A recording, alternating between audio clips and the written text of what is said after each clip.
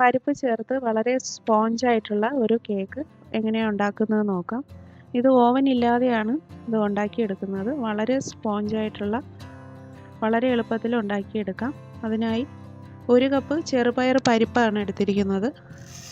ഇത് ഫ്ലെയിം വളരെ കുറച്ച് വെച്ച് ഇത് കളർ മാറാത്ത രീതിയിൽ നന്നായിട്ട് ആദ്യം ഒന്ന് വറുത്തെടുക്കാം. പരിപ്പ് നന്നായിട്ട് ചൂടായി വന്നിട്ടുണ്ട്.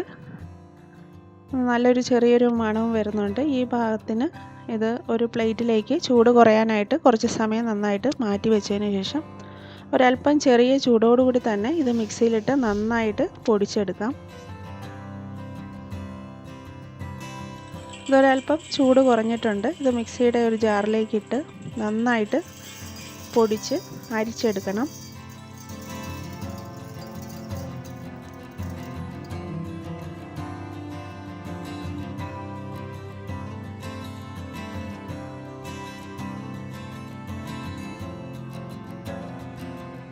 ഒട്ടും തരിയില്ലാതെ നന്നായിട്ട് ഇത് അരിച്ചെടുക്കാം.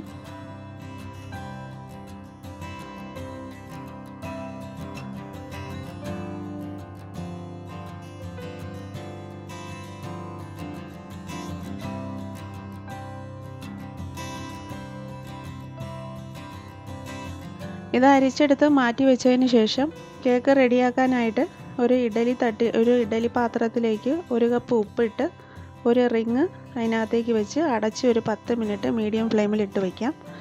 അതിനുശേഷം കേക്ക് ഒഴിച്ച് വെക്കേണ്ടുന്ന പാത്രം 1 സ്പൂൺ നെയ്യ് ചേർത്ത് നന്നായിട്ടൊന്ന് എല്ലായിടത്തും ഒന്ന് തേച്ച് പിടിപ്പിച്ചതിന് ശേഷം 1 സ്പൂൺ മൈദയും കൂടെ ഇട്ട് നന്നായിട്ടൊന്ന് എല്ലാ ഭാഗത്തും ഒന്ന് വെതറിയതിന് ശേഷം ഇത് മാറ്റി വയ്ക്കാം.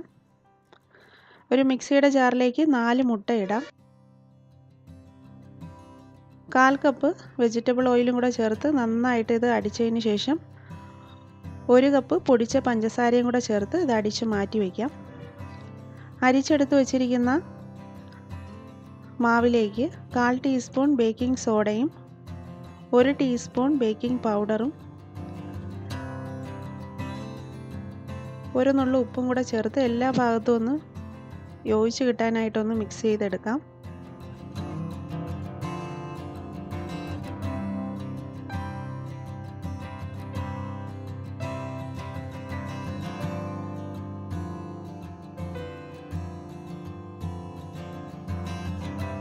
ഇതെല്ലായിടത്തും ഒന്ന് യോജിപ്പിച്ച് മിക്സ് ചെയ്തെടുത്തതിന് ശേഷം അടിച്ചു വച്ചിരിക്കുന്ന മുട്ടയും പഞ്ചസാരയും എണ്ണയും കൂടെ ചേർത്തിട്ടുള്ള മിക്സ് ചേർത്ത് സാവധാനം ഒന്ന് യോജിപ്പിച്ചെടുക്കാം. ഇതിലേക്ക് ഒരു 1/2 ടീസ്പൂൺ വാനില എസൻസോ അല്ലെങ്കിൽ ഏലക്കാപ്പൊടി ചേർക്കാം.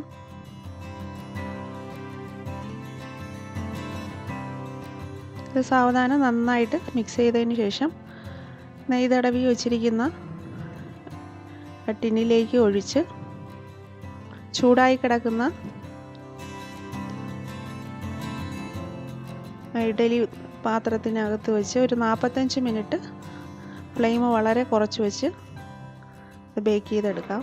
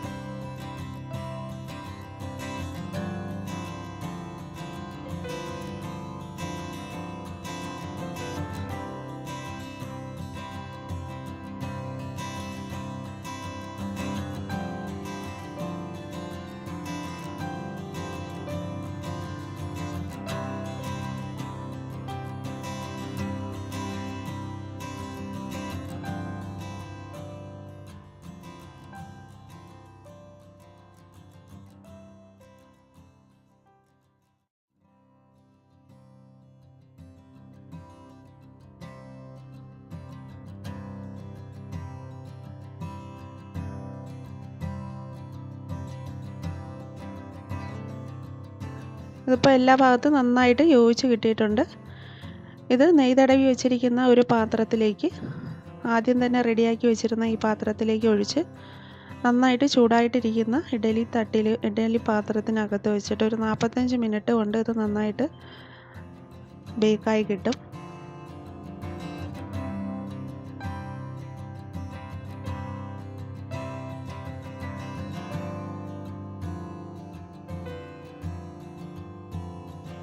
ഈ മാവ് ഒഴിച്ചതിന് ശേഷം ഇതൊന്ന് തട്ടി കൊടുക്കാം.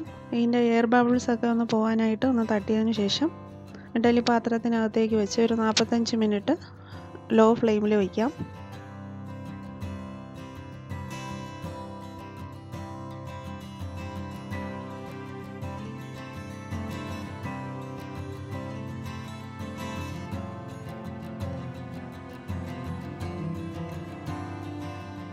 ഇതിപ്പോൾ 45 മിനിറ്റ് കഴിഞ്ഞതാണ്. ഇത് പാകത്തിന് റെഡിയായി. സൈഡൊക്കെ നന്നായിട്ടൊന്ന് മൊരിഞ്ഞ് കളറ് മാറി വന്നിട്ടുണ്ട്. ഇത് ചൂട് മാറാനായിട്ട് കുറച്ച് സമയം മാറ്റി വെച്ചതിന് ശേഷം ഇത് ചൂട് മാറിയതിന് ശേഷം ഒരു പ്ലേറ്റിലേക്ക് കമഴ്ത്തി എടുക്കാം. നന്നായിട്ട് ചൂട് മാറിയതിന് ശേഷം വേണം ഇതൊരു പ്ലേറ്റിലേക്ക് മാറ്റാൻ. ശേഷം ഇഷ്ടമുള്ള ഷേപ്പിൽ ഇത് കട്ട് ചെയ്തെടുക്കാം. ഇത് വളരെ സോഫ്റ്റ് ആയിട്ടുള്ള, വളരെ എളുപ്പത്തിൽ ഉണ്ടാക്കിയെടുക്കാൻ പറ്റുന്ന ഒരു ഹെൽത്തി ആയിട്ടുള്ള ഒരു കേക്കാണ്.